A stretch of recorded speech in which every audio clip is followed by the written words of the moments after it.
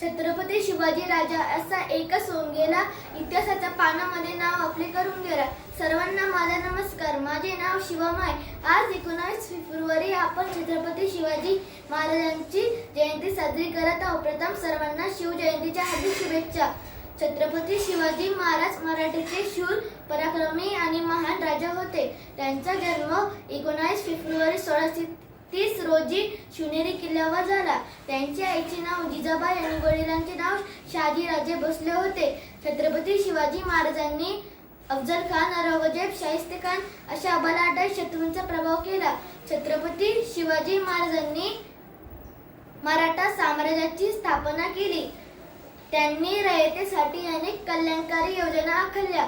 अखेर 3 एप्रिल 1680 रोजी छत्रपती शिवाजी महाराज काळाच्या पडद्याआड गेले. स्वराज्यासाठी आयुष्यभर शत्रूंना लढला होता.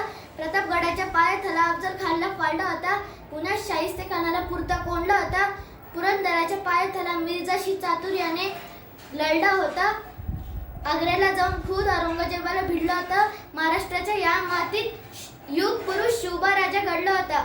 थँक्यू. जय जिजाऊ, जय शिवराय.